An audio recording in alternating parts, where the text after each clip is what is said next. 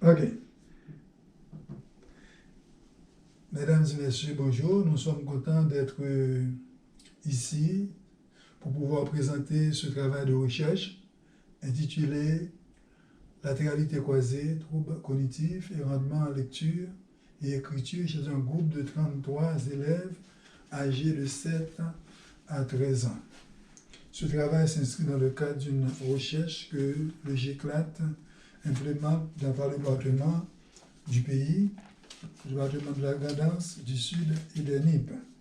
Normalement, c'est un projet qui a comme titre, le projet dont je vous parle, a comme titre, c'est les enfants en situation de handicap et pratiques pédagogiques des enseignants.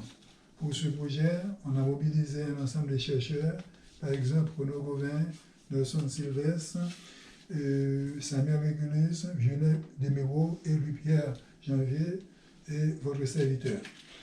Et pour réaliser ce projet, nous avons le financement de deux institutions américaines, à savoir l'USAID et le NES. Le NES, c'est bien National Academic Science.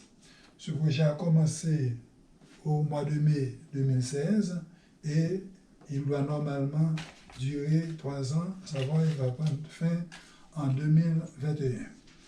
Alors, ce travail comprend, c'est une partie des résultats que je vais vous présenter parce que ce projet, il s'étend sur plusieurs thématiques. Aujourd'hui, je vous présente la thématique qui concerne la latéralité et les problèmes d'apprentissage et les problèmes de langage. Pour commencer, nous allons commencer par définir certains concepts et puis, chemin faisant, on va vous présenter la méthodologie et certains résultats qu'on a trouvés à la suite des données qu'on a collectées. D'abord, la question de latéralité. La latéralité est le fait qu'une partie de l'organe exerce une prédominance fonctionnelle sur l'autre partie. Elle est le mécanisme de reconnaissance le plus sûr de l'hémisphère cérébral prédominant. Étant un phénomène cérébral, un phénomène impliquant des organes de la main, du pied, de l'œil ou de l'oreille et influant sur les fonctions cognitives supérieures, il paraît normal d'étudier ces impacts sur le rendement en lecture et écriture. La question de la symétrie fonctionnelle. Les chercheurs admettent l'hypothèse qu'il existe une asymétrie fonctionnelle dans l'exercice des organes pairs du corps. Cette asymétrie est dictée par des prédispositions neurobiologiques. Pour cette question, on peut lire Kant, on peut lire Abid Michel. C'est le fait d'être gaucher ou droitier. Pourtant, la symétrie est souvent perçue comme une anomalie anatomique. Être naturellement gaucher s'apparente à une déficience ou une sorte de dégénérescence mentale. Sur cette question encore, on peut lire Bertrand, on peut lire Renaud. La symétrie fonctionnelle ne provient pas uniquement de la neurophysiologie. Elle résulte souvent de jugements négateurs, d'influences socioculturelles, de choix pédagogiques, de préférences éducatives et de contingences traumatiques. L'utilisation de la main droite par un jeune sujet est symboliquement perçue comme un atout, puisque la gauche paraît, selon la tradition et les préjugés, ce qui est négatif, maladroit et peu productif. La latéralité de l'enfant est ainsi modifiée malgré ce que dictent et prédéfinissent les prédispositions hémisphériques cérébrales.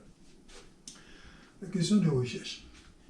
Il a été établi que de nombreux enfants sont contraints d'utiliser une partie de l'organe en raison des préjugés socioculturels et des contingences traumatiques.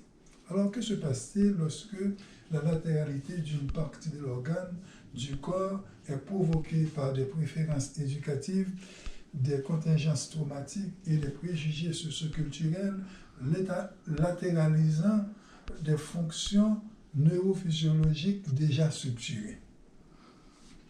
Quelles sont les hypothèses? Les cas de dyslexie et de dysgraphie et d'autres troubles linguistiques majeurs altérant le développement cognitif et compliquant l'acte d'apprentissage chez les enfants sont parfois les résultats d'un processus de latéralisation imposé et de latéralité non diagnostiquée émanant de la faiblesse du système éducatif haïtien. Méthode et cadre de référence de ce travail. Cette étude portant sur la latéralité croisée et le rendement en lecture et écriture épouse le cadre théorique proposé par le socio-constructivisme. Nous voyons tout de suite là Vygotsky et Danoise Munier, Darnaud, etc. Privilégiant par là le conflit sociolinguistique dans l'acquisition de la connaissance et celui de Stanislas Dehaene, articulé autour du principe de recyclage neuronal. Par principe de recyclage neuronal, la lecture est présentée comme un acte impliquant la perception visuelle et cognitive. Pour collecter nos données, on a administré des tests. Les tests de latéralité motrice et de latéralité sensorielle ont été administrés pendant une période de 5 mois. Le questionnaire d'Edinburgh et des tests simples de latéralité ont été utilisés. Nous avons contrôlé la latéralité d'usage et la latéralité graphique pour vérifier les écarts de performance entre les mains. Des tests de la main sont faits en rapport avec le fonctionnement de l'œil.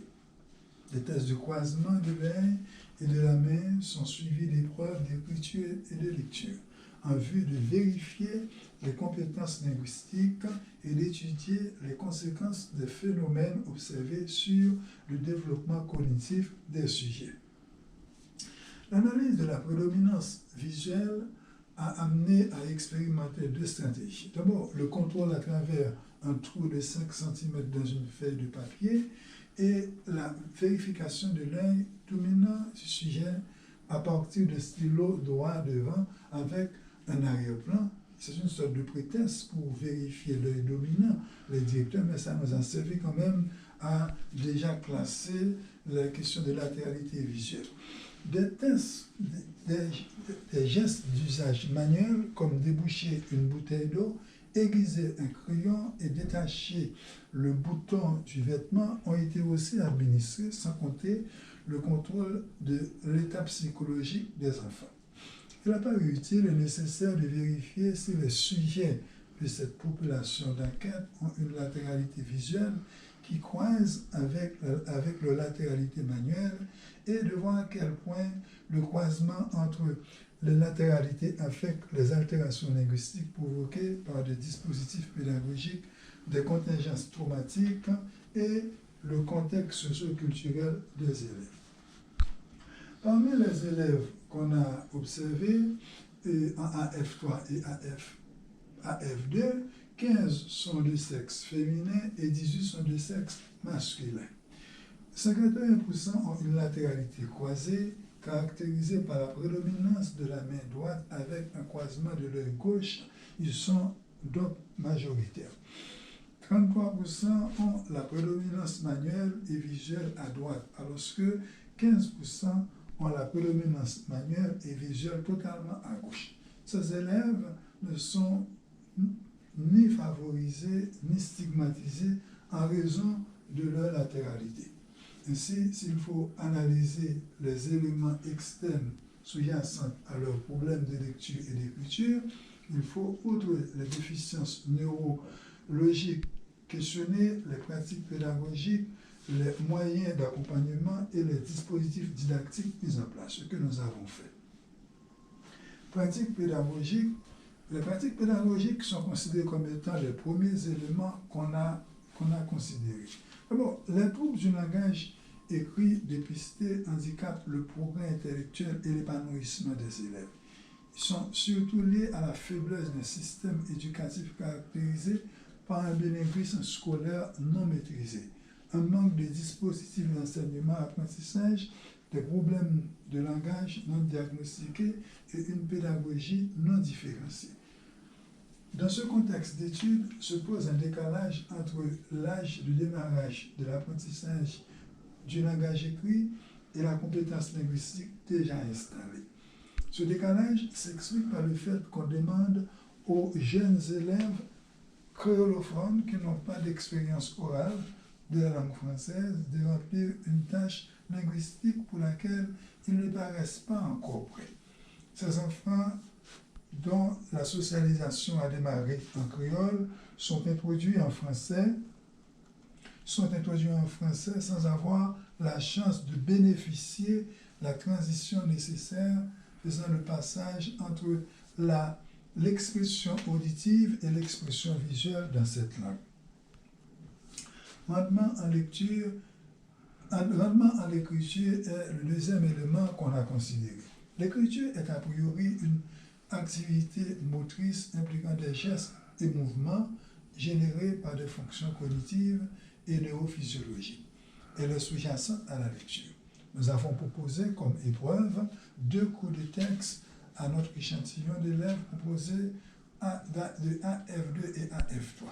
Voici les résultats qu'on a obtenus. Voici les textes. Le premier a été proposé aux élèves AF2 et le second a été proposé aux élèves AF3. Et pour ces 2 textes d'écriture, on a obtenu les résultats. Bon, nous avons un échantillon de résultats, mais il y a d'autres résultats parce qu'il s'agit de 33 élèves. Nous avons considéré cette épreuve d'écriture comme étant un test pour pouvoir déjà analyser les niveaux de lecture et d'écriture. Mais je dois vous dire qu'on a également considéré les cahiers des élèves, les copies qu'ils ont fait au jour le jour, et ça nous a servi comme étant des témoignages pour essayer de se faire une idée de ce qu'ils ont comme compétences en lecture et en écriture. Le premier commentaire. La majorité des élèves ont un déficit cognitif qui semble surgir d'un déficit lié au passage de l'expérience orale à l'expérience écrite. Ils sont bloqués dans la correspondance graphomotrice par les déficits linguistiques. L'écriture est contrariée par les difficultés perceptivo-motrices, orthographiques et graphophonologiques. Nous avons noté l'absence d'automatisme, la non-maîtrise du temps et de l'espace. Les images suivantes, les images qu'on a présentées sont données à titre illustratif. Deuxième commentaire. On a observé au passage une morphologie abusive et erronée des lettres écrites. Le télescopage, la variation de la hauteur des phonèmes et les problèmes de coordination. L'écriture paraît dans ce contexte instable, illisible et incompréhensible. Les exercices de copie soumis aux élèves à F2 de notre échantillon montrent que l'apprentissage de l'écrit n'a pas semblé commencer à l'âge de 4-5 ans et que ces élèves auraient beaucoup de peine à maîtriser le français écrit. Le problème de temps et de rapidité s'observe aussi chez les élèves à F3. Pour recopier un contexte, celui qu'on a présenté, dénomme lacunes traduisant des problèmes de retranscription sont observés. Ces élèves produisent un écrit erroné et incompréhensible comme ceux de AF2. Les correspondances graphophonologiques que l'on juge désormais utiles à ce stade de l'apprentissage d'écriture sont difficiles à établir. Pourtant, lorsqu'il s'agit d'exercices en créole, une partie de leurs problèmes disparaît, étant donné qu'ils ont l'expérience de l'expression auditive de cette langue. Troisième élément qu'on a considéré, c'est l'opération de reconnaissance de l'écrit. La lecture est une activité langagière nécessitant le décodage de correspondances graphèmes-phonèmes incluant la perception, la reconnaissance et le traitement des signes écrits, inscrit dans un projet de déconstruction-reconstruction, de co-construction et de compréhension partielle ou globale des signes. Au moment de la lecture de ces 2 textes, nous avons relevé des anomalies conséquentes. Confusion de phonèmes, de son proche et éloigné, articulation abusive, problème de reconnaissance et de discrimination des phonèmes, lecture irrégulière des syllabes et des mots. Les élèves lisent mal les mots existants. Les pseudo-mots lus et les difficultés particulières de conversion-reconversion des signes de l'écriture en sens du langage paraissent l'expression d'une acquisition langagière ratée et mal engagés. Le problème en lecture obtenu suggère l'hypothèse des troubles visuels touchant à la fois le langage écrit et le développement cognitif.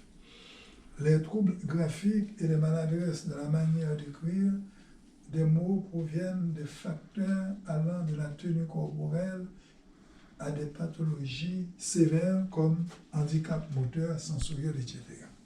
J'ai noté également l'absence de réflexe de fixation, une certaine pauvreté caractérisée par l'errance du regard, une récurrence à écrire et à lire faussement, de mauvaise acuité et des difficultés de coordonner les mouvements de la main et l'acte de perception visuelle. Ces phénomènes ont des impacts psychologiques sur les élèves. Les troubles de lecture et d'écriture observés ont des impacts désagréables sur chaque jeune enfant pris individuellement et sur l'ensemble de la classe. Les conséquences sont d'ordre émotionnel et semblent affecter leur état psychique et psychologique. Les troubles sont vécus comme un échec personnel et répercutent sur le palmarès scolaire global. Stigmatisés et parfois traumatisés, ils les cochent. Ces élèves se montrent plus enclins à effectuer des activités qui les dispenseraient de la lecture et de l'écriture. Ils s'abandonnent à la perturbation, aux activités physiques, à la moquerie et à des distractions. La majorité d'entre eux sont lents, imprécis, anxieux et impulsifs. Ils sont agressifs et montrent un réel désintérêt pour des activités impliquant le système cognitif. Leurs lacunes en lecture sont souvent transformées en omissions et rajouts abusifs. Les affects négatifs, à proprement parler, sont source de repli sur soi, de manque de motivation et d'estime de soi. Pour conclure, nous disons que le sujet soit droitier avec un croisement de l'œil gauche ou gaucher avec un croisement de l'œil droit, qu'il soit droitier ou gaucher de la main avec une latéralité identique, il paraît utile de considérer, outre les facteurs neurologiques dits internes, des impacts socio-cognitifs pour expliquer les racines des problèmes de production et de correspondance affectant le processus de lecture et d'écriture. On attribue souvent